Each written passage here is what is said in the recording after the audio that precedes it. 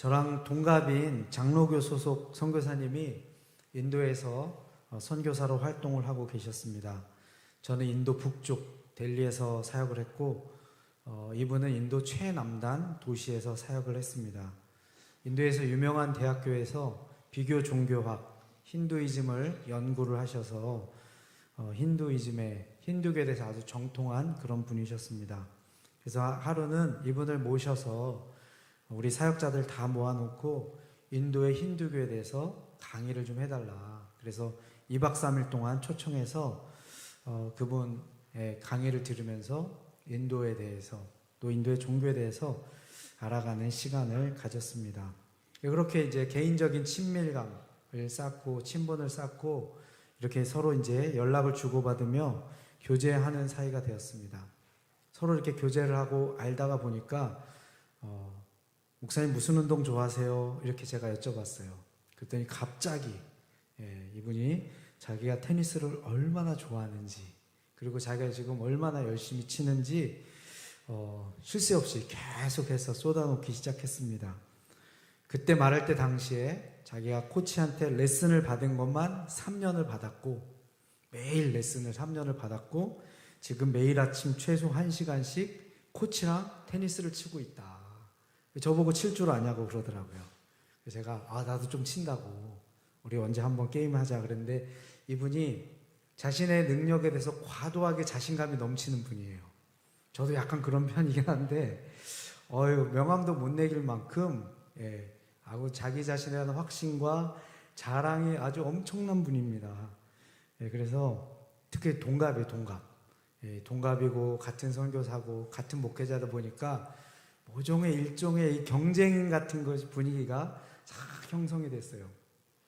다른 말 필요 없고 언제 만나서 한번 붙어보자. 그런데 저희가 어느 정도 떨어져 있으면 비행기로 3시간 반 거리예요. 사실은 다른 나라입니다. 만날 일이 거의 없었어요. 그러다 드디어 그날이 왔습니다. 인도에 있는 그 도시에서 티 세미나를 이제 개최하게 됐어요.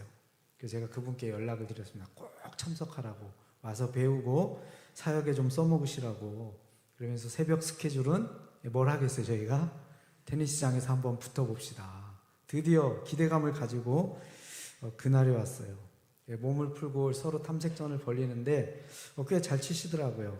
이제 시합에 딱 들어갔습니다. 시합을 했는데 이분이 의외로 너무 못하시는 거예요. 아니 목사님 그 자랑하던 거 다 어디 가고 왜 이렇게 게임을 못합니까? 너무 충격적인 얘기를 들었어요. 그분의 변명 아닌 변명이 원래 테니스는 이 오른쪽으로 친 걸 포핸드라고 그러고요. 왼손으로 친 걸 백핸드라고 그럽니다. 이분이 3년 동안 포핸드만 연습했대요. 아니 세상에 이런 바보 같은 사람이 있나. 백핸드로 치면 공을 못 치는 거예요. 그럼 저는 어디로 주겠어요? 백핸드로만 계속 주는 거죠. 자랑을 하지 말든지 자기가 얼마나 레슨을 받았는지 이야기를 하든지 말든지. 여러분 게임의 경기는요 이 승부로 점수로 그 결과가 나오게 됐습니다. 자기가 얼마나 좋은 연습을 했는지 좋은 도구를 가졌는지 경기장에 가서 실제 스코어를 보면 그 열매가 드러나게 되어 있는 것이죠. 우리나라 속담에 소문난 잔치에 먹을 것이 없다 라는 말 있죠. 여러분 들어보셨죠? 오늘 저희가 읽은 이제 예수님의 기적을 세상을 바꾼 마지막 일주일에 대해서 이 전반부에 나오는 말씀입니다. 비슷한 내용이 오늘 본문의 말씀입니다. 예수님께서 제자들과 함께 베다니에서 이제 예루살렘으로 입성을 향해서 이제 입성하십니다. 한동안 가다 보시니까 그 지역이 무화과 나무 열매로 굉장히 가득한 그런 지역이었습니다. 예수님께서 시장하셨어요. 뭐 지금처럼 이렇게 편의점이 있던지 바로 가서 먹을 것을 구할 수 없는 그 시절에 예수님께서 시장하셨습니다. 그래서 이렇게 멀리서 좀 보니까 멀리지만 그렇게 멀지 않게 육안으로 보기에 무화과 나무를 발견하셨어요. 그리고 혹시 열매가 있지 않을까 해서 그곳에 예수님께서 가셨습니다. 가서 보시니까 잎사귀 말고는 무화과 나무가 열매가 맺히지 않았습니다. 13절 말씀에 보니까 그 이유를 이는 무화과의 때가 아님이라. 아직 무화과 나무를 한참 이 피크 시즌은 5월, 6월 돼야지 열매를 맺는데 6월절을 기념하는 3월 말 4월 그 시즌이었습니다. 아직 때가 이른 그런 시점이었어요.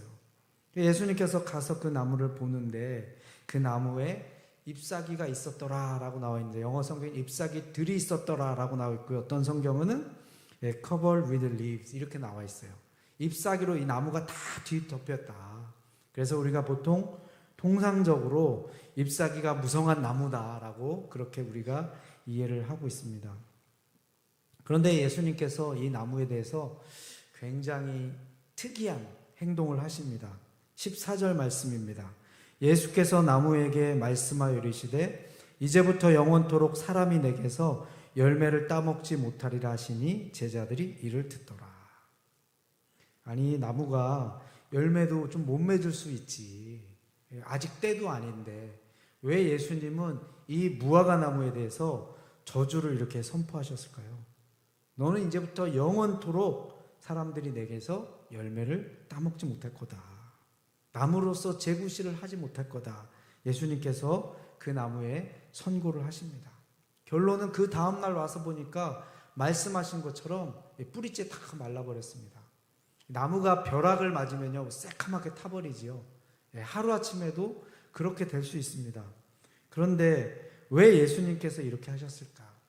몇 가지 이유가 있습니다. 첫 번째, 이 표면적인 논리적인 이유는요, 이 남부지방의 예루살렘 주변의 무화과 나무는 보통 3월, 4월에 잎이 나기 시작합니다.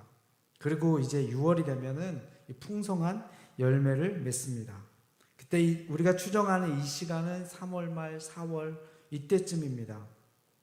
그러면 이 나무가 열매를 맺지 못하는 것은 당연한데 문제는 뭐냐면요, 잎사귀에 문제가 있습니다. 이때 잎사귀가 그렇게 많이 나지 않아야 됩니다. 이 나무의 문제는 열매가 없는 것은 괜찮은데 이 잎사귀가 무성하다는 것이었어요. 기대할 만큼 그렇게 무엇인가를 지금 과시하고 보이고 그렇게 있었다고 하는 것입니다. 먼저 우리가 왜 예수님께서 이렇게 하셨을까를 생각하기 전에 하나님은 창조하신 모든 것들에 대해서 창조 목적이 있으시죠. 나무는 그 나무에 맞는 열매를 맺는 것이 하나님의 창조 목적입니다. 무화과 나무는요, 무화과 나무 열매를 맺으면 됩니다. 찾으시죠. 그것이 하나님의 창조 목적이기 때문에 하나님은 자신의 창조하신 모든 그 창조물들을 향해서 그 목적을 가지고 대하십니다. 하나님이 무화과 나무만 창조하신 것이 아니라 바로 여러분을 창조하셨습니다. 자, 우리 옆에 계신 분 보시면서 당신은 하나님이 창조하셨습니다. 그렇게 고백해 주시겠습니다. 여러분, 하나님이 여러분을 창조하셨다면 그 창조의 목적은 무엇입니까? 그 목적을 발견해 나가는 것이 우리 신앙생활의 여정입니다. 그리고 그 목적을 성취하는 것이 우리의 영광이기도 하고 하나님의 영광이기도 합니다. 그 창조하신 목적에 맞게 하나님은 늘 바라보시고 기대하시죠. 예수님께서 그 무화과나무를 보시면서 꼭 그 나무에 무엇이 있을까요? 가셨다고 말씀하고 있습니다. 찾으시죠. 기대하시죠. 그것에 합당한 열매를 찾고 기대하십니다. 여러분 인생에 많은 열매를 맺으셨을 텐데 딱 한 가지, 하나님 저는 제 인생의 이 열매로 하나님께 드리고 싶습니다 라고 하는 열매가 있다면 여러분 무엇이 떠오르십니까? 아무 생각이 안 나시는 분이 있다면요, 한번 지금 생각해 보시기 바랍니다.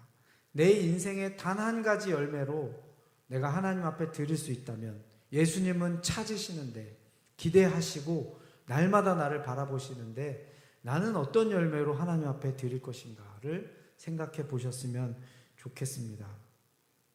예수님께서 그 나무를 보시고 실망하시죠. 이제부터 영원토록 사람이 내게서 열매를 따먹지 못하리라. 예수님이요 평가를 하시는데 열매를 따라서 평가하십니다. 잎사귀로 평가하시는 것이 아니라 열매로 평가하는 거죠. 제가 말씀드렸던 저와 동갑내기 그 성도사님이 테니스를 얼마나 열심히 코칭을 받고 노력했는지가 중요하지 않죠. 경기장에 쓰면요, 그 결과로 그렇게 정해지는 것입니다. 열매로 평가하십니다. 이 무화과 나무는 열매가 없어서 하나님을 영화롭게 하지 못했습니다. 잎사귀는요, 과정입니다. 열매를 맺기 위한 어떤 그런 과정입니다. 여러분, 세상에 열매 맺지 못한 나무가 얼마나 많았겠어요.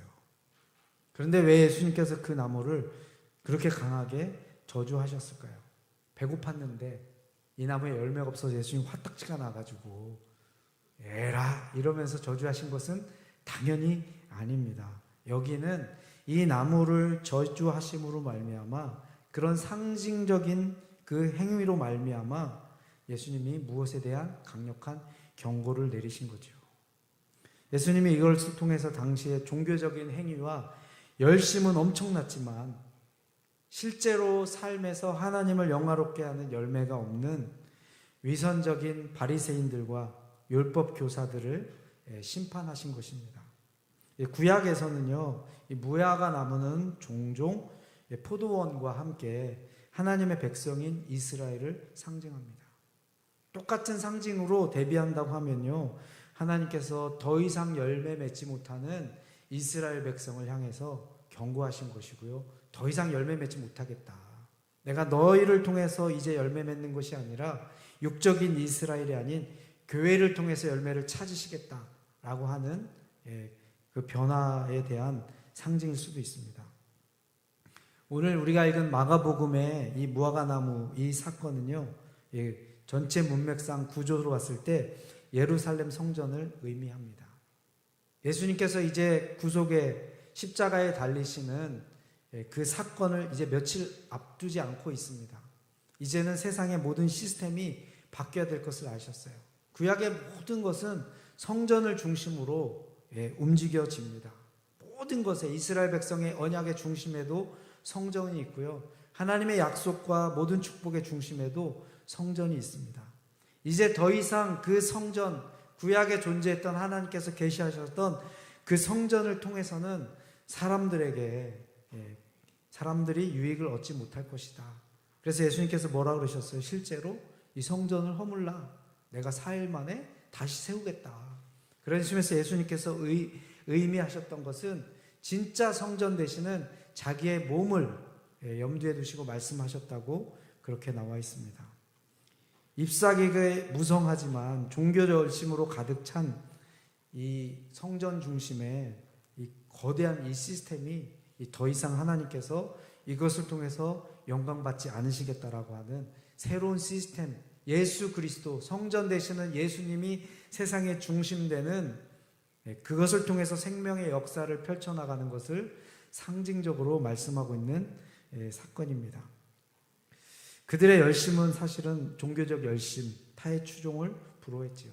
열심으로만은 안 되는 것을 예수님께서, 열심으로는 절대 열매를 맺을 수 없는 것을 예수님께서 그 원리를 보여주신 것입니다. 여러분, 껍데기 신앙의 특징이 있습니다. 무엇이죠? 실제 열매가 아니라 열매 맺게 잎사귀는 무성한데 가서 보니까 열매가 없는 껍데기 신앙의 특징이 있습니다. 바리새인들, 제사장들, 율법학자들, 서기관들 열심히 했던 사람들이에요. 그런데 들여다보면 그들의 특징이 있어요. 첫 번째는요, 하나님의 영광이 아닌 자기의 영광을 구합니다. 하나님의 이름이 어떻게 되는지보다 내 평판, 내 이름을 훨씬 더 신경 씁니다. 이 증상이었어요. 두 번째는요, 사람에 보이려고 엄청 신경을 씁니다. 하나님보다 사람을 더 두려워합니다. 내가 이렇게 했을 때 하나님 어떻게 생각하실까? 보다는 사람들이 나를 어떻게 볼까 생각합니다. 우리 수요 저녁 찐빵 예배 때 나눔의 시간을 갖습니다. 굉장히 어려워하는 분들이 계십니다. 내 생각을 표현하는 게 사실은 쉽진 않죠. 훈련을 통해서 되는데, 그분들이 어려움을 갖는 가장 큰 이유는 내가 이렇게 얘기하면 사람들이 나를 어떻게 볼까? 자기 노출하는 것을 굉장히 어려워하는 것이죠. 우리 교회 말씀 묵상을 합니다. 카톡방에 올려야 되는데요, 그거 올리기 싫어서 말씀 묵상 못하는 분들이 있습니다. 왜 그래요?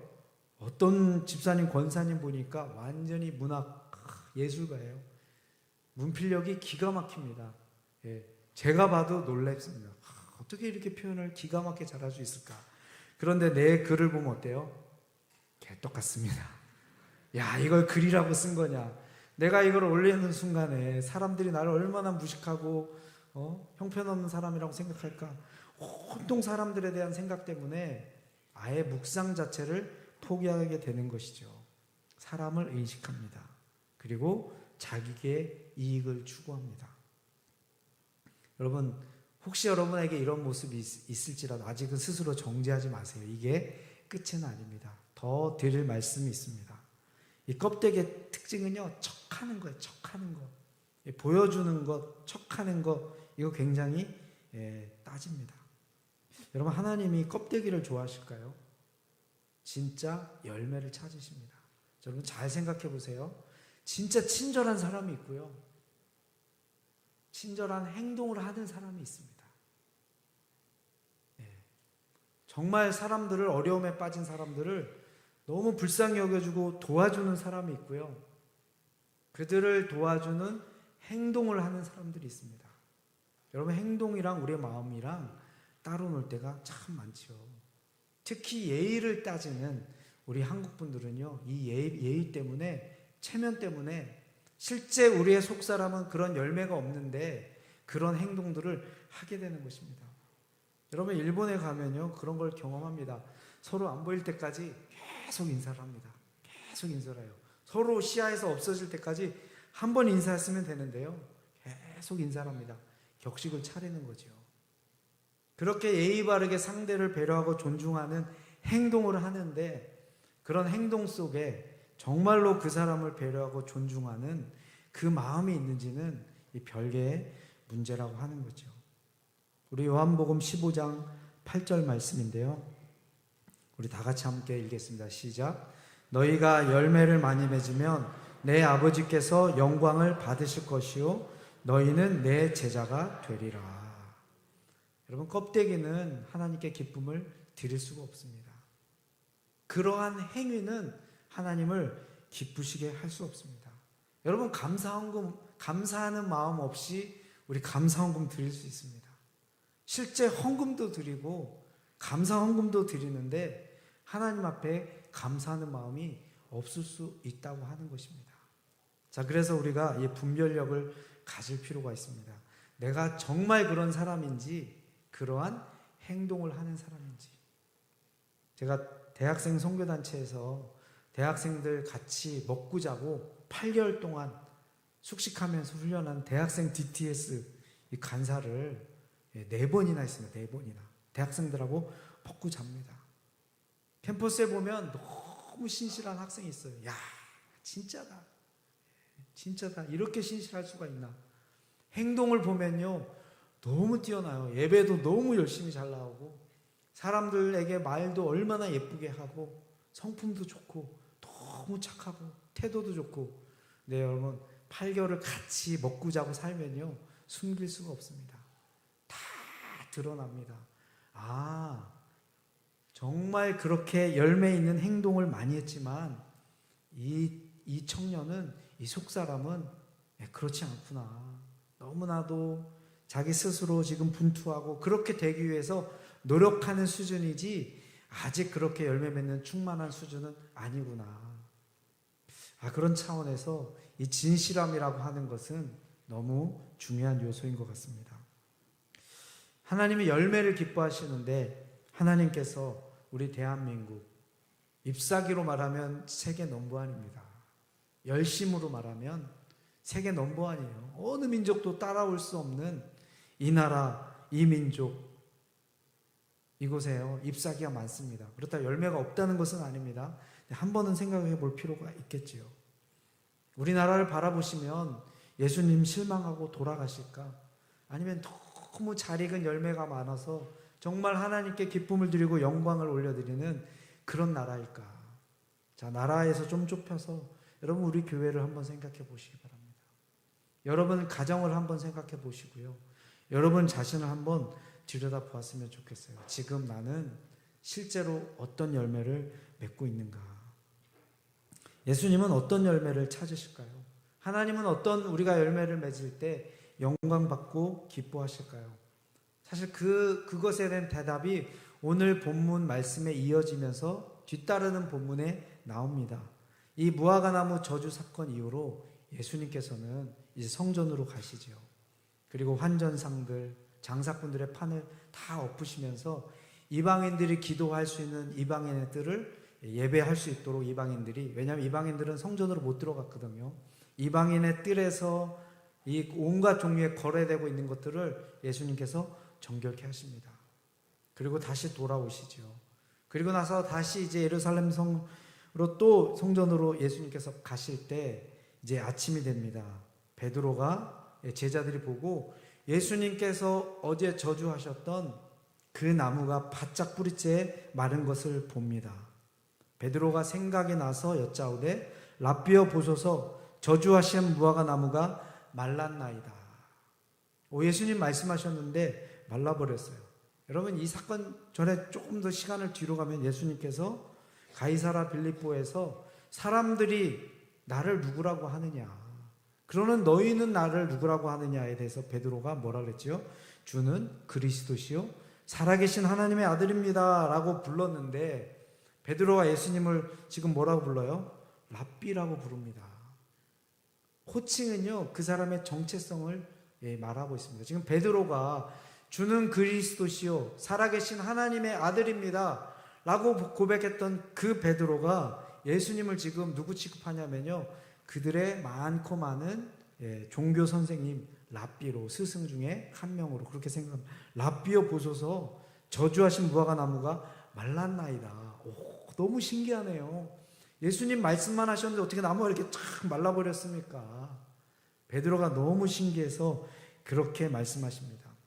예수님의 답변 두 개가 있는데요, 이 중에 우리가 맺어야 될 열매를 예수님께서 직접 알려주고 계십니다.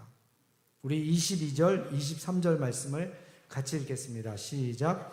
예수께서 그들에게 대답하여 이르시되 하나님을 믿으라. 내가 진실로 너희에게 이르노니 누구든지 이 산더러 들리어 바다에 던져지라 하며 그 말하는 것이 이루어질 줄을 믿고 마음에 의심하지 아니하면 그대로 되리라. 하나님의 능력을 믿어라. 하나님이 베푸시는 정말 신비하고 놀라운 기적을 믿어야 된다. 여러분, 무화과 나무는 무슨 열매 맺어요? 무화과 나무 열매 맺죠. 하나님의 백성인 하나님의 자녀가 우리가 맺어야 될 열매는 무엇입니까? 우리 육신의 열매는 잘 아시죠? 왜? 죄가 우리의 육신의 열매예요. 우리가 노력으로 맺을 수 있는 열매는요, 죄의 열매밖에 없습니다.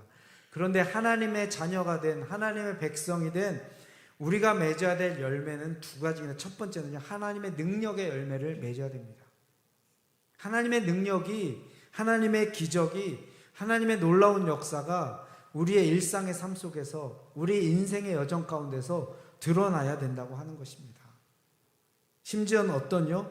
이 산더러 들리어 바다에 던져져라고 했을 때 높은 산이 들려서 바다에 빠지는 정말 이 놀라운 기적 같은 일들이 우리 삶의 역사가 일어나야 된다고 하는 것입니다. 여러분, 이런 위대한 역사를 경험해 보셨습니까? 하나님의 손이 움직이시는 것이 보이십니까?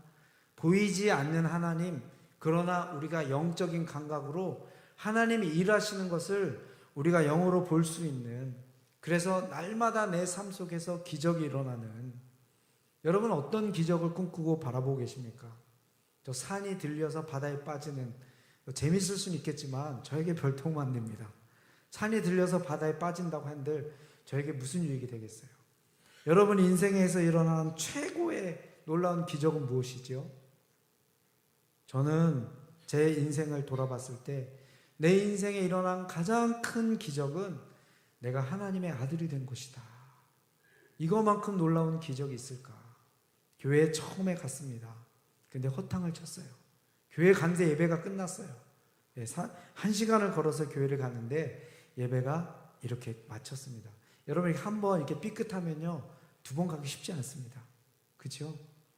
그런데 감사히도 다음 주에 오라고 하는 교회 선생님을 만나서 다음 주에 와라.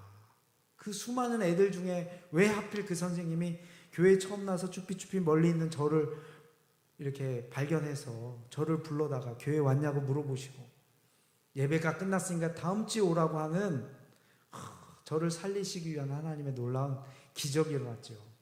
한 주를 기다렸습니다. 그리고 그 다음 주에 교회를 갔는데요. 너무 실망스러웠어요. 제가 찾는 것 그곳에 없었습니다. 나는 내 인생을 정말 바꿀 수 있는 삶의 어려움에서 좀 벗어날 수 있는 무엇인가를 잡으러 갔는데 그 예배 안에 그 어떤 것도 저는 느낄 수 없었습니다. 두 번째 기적이 일어난대요. 저를 맡았던 그 주일학교 선생님이 저를 부르셨어요. 새로 오는 모든 아이들을 이렇게 부르지 않습니다. 다음 주에 교회 또 와라 이렇게 마실 텐데 저를 불러다가 저에게 복음을 전해주셨어요.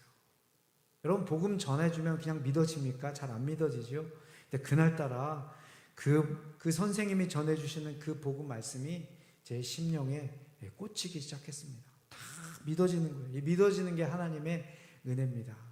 그래서 그날 일주일 동안 제가 교회 한 번 허탕치고 두 번째 실망을 했는데 하나님이 저를 놓지 않으시고 저를 죽음에서 생명으로 옮겨주시는 그 놀라운 능력을 베풀어 주셨습니다. 여러분 기적은요 여러 종류로 그 이후에도 저의 삶 가운데 지금도 날마다 이루어지고 있습니다. 하나님의 능력을 체험하는 기적을 체험하는 삶이 우리의 능력이 아니죠. 우리 삶 가운데 반드시 드러나야 된다고 예수님께서 말씀하시는데 심지어 어느 정도냐 이 산을 들어서 바다에 던져라 라고 했을 때 실제로 그런 일이 이뤄질 만큼 하나님의 능력을 제한하지 말라고 하는 그런 말씀입니다. 여러분 한번 생각해 보세요. 지금 이렇게 많은 분들 제가 말씀을 증거합니다. 저의 능력은 제가 가진 육성의 한계가 있어요. 저를 통해서 하나님의 능력이 나타나는 것이 제 목소리는 제 능력이고 이 마이크와 스피커를 통해서 전달되는 제 능력 바뀌잖아요. 제 능력보다 훨씬 더 뛰어난 능력입니다. 제가 아무리 목소리가 커도 마이크에서 떨어져서 얘기한다고 생각해 보세요. 여러분 작게 들리시죠?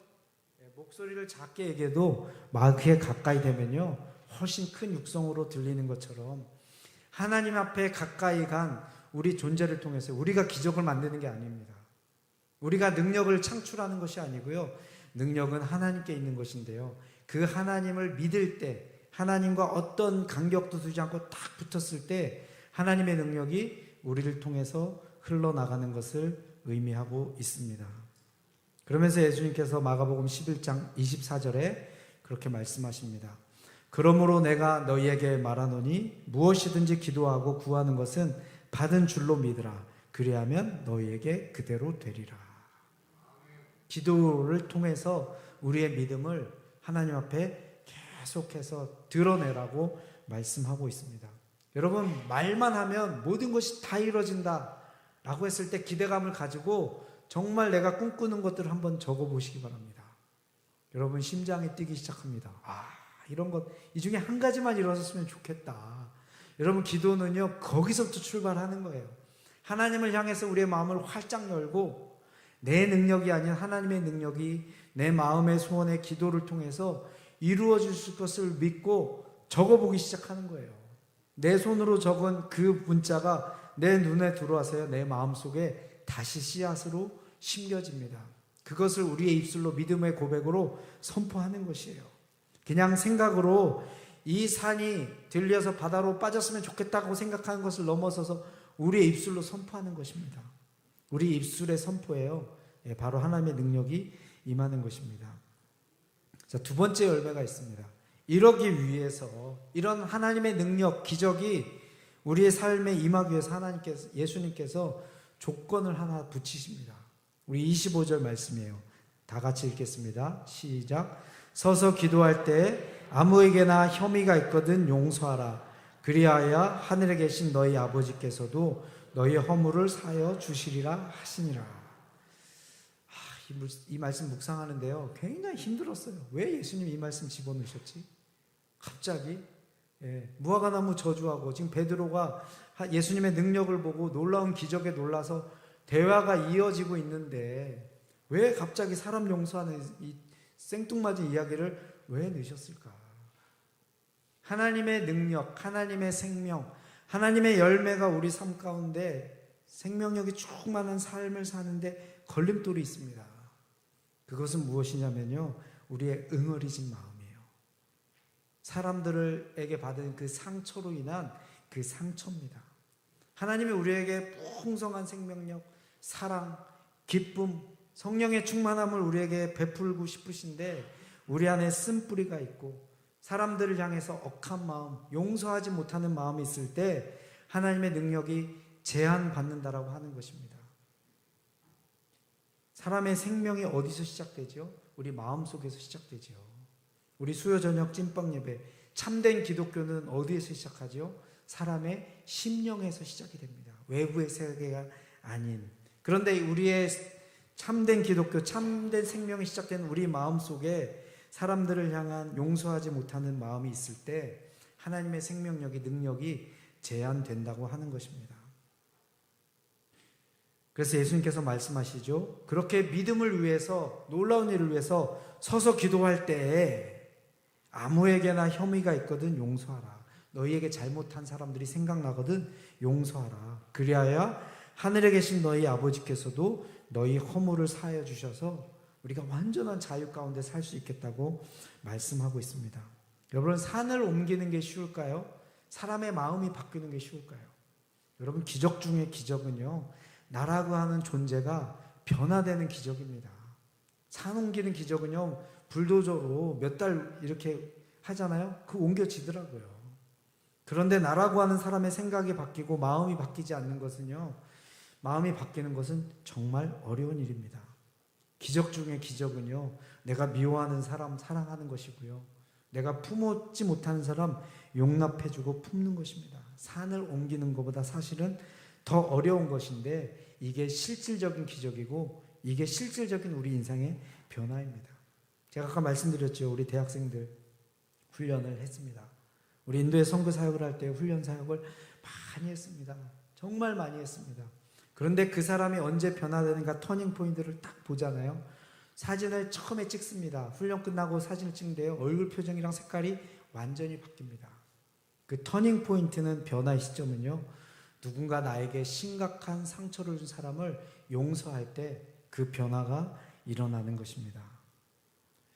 여러분 인생의 가슴에 칼을 꽂은 사람이 있죠. 여러분이 사기친 사람이 있죠. 그 사기 때문에 지금까지 삶이 어려우신 분도 있죠. 육체적으로 정신적으로 학대했던 사람이 있죠.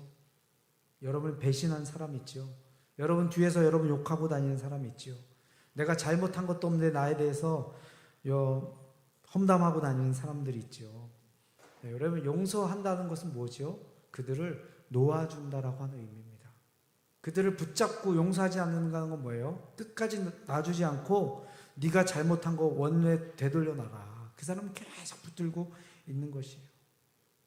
저도 이 말씀 준비하면서 한번 적어봤어요. 미워하는 사람, 용서 못한 사람 한 명도 없다라고 생각했는데 막상 적어보니까요 10명이 넘더라고요. 그 중에 몇 명은 여러 번 용서했던 사람이에요. 근데 또 떠오르더라고요.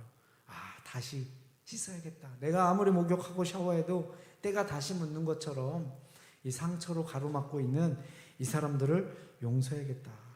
여러분 원수 같은 사람 있죠. 꼴 보기 싫은 사람 있죠. 그 사람을 대하는 그 모습이 지금 우리의 자아상이 된다고 하는 것입니다.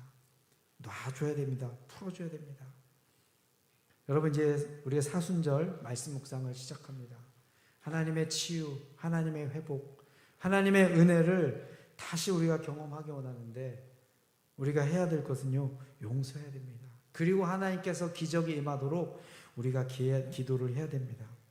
자, 이런 열매를 우리는 어떻게 맺을 수 있을까요?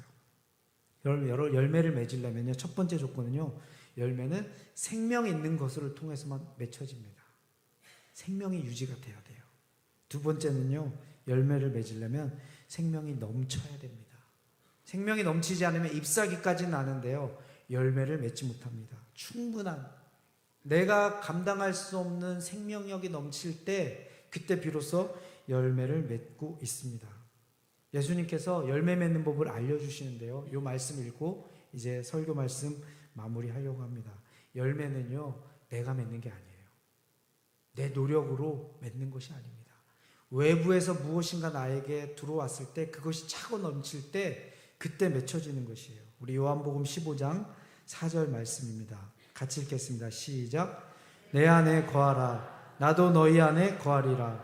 가지가 포도나무에 붙어 있지 아니하면 스스로 열매를 맺을 수 없음같이 너희도 내 안에 있지 아니하면 그러하리라. 예수님 안에 거하는 것이에요. 우리를 사랑하시는 그 예수님의 사랑과 긍휼과 자비의 가운데 우리가 거하는 것입니다. 여러분, 우리가 노력이 부족해서 열매 맺지 못하는 것 아닙니다. 하나님의 은혜가 떨어질 때 그때는 이제 우리는 껍데기 신앙으로 다시 전환되게 있는 것이에요. 그래서 우리가 기도해야 될 것은 하나님의 은혜가 제 영혼을 날마다 적시게 하여 주시옵소서.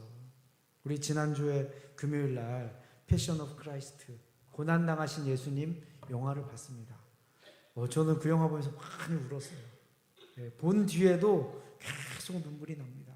지금도 생각하면요, 그런 비슷한 영화도 그 전에 봤었고, 그 영화도 과거에 봤었고, 사순절 말씀 묵상했었지만, 그 영화를 보면서 하나님의 은혜가 다시 임했어요. 하나님의 아들이신 예수님이 나를 위해서 저렇게 고난당하는 삶을 사셨는데, 나는 내 인생을 무엇을 위해서 달려갈 것인가?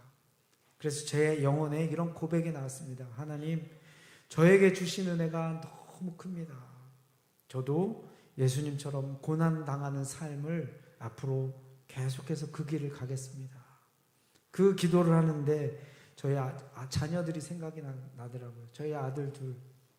하나님, 저희 자녀들도 그러한 길을 갈 수 있도록 인도해 주시옵소서. 그렇게 기도를 하며 그 은혜를 누렸습니다. 요한복음 15장 9절 말씀입니다. 아버지께서 나를 사랑하신 것 같이 나도 너희를 사랑하였으니 나의 사랑 안에 거하라. 우리 시간 다 같이 함께 기도하겠습니다. 여러분, 우리는 주님의 은혜가 필요합니다. 그 은혜가 임하면요, 고민 갈등 다 없어집니다. 그 은혜가 있었기 때문에 그 수많은 선교사님들이요, 그 선교지로 향해서 갈 수 있었고요. 그 은혜가 충분했기 때문에 우리 한국에 있는 많은 목사님들이 어렵다고 하는 그 목회의 길을 들었습니다. 그 은혜가 있기 때문에 우리 교회 일부 목자 예배, 주일날 좀 더 자고 싶고 좀 쉬고 싶은데도 우리 목자들이 몸을 일으켜서 목자에 나올 수 있는 힘을 얻는 것이죠.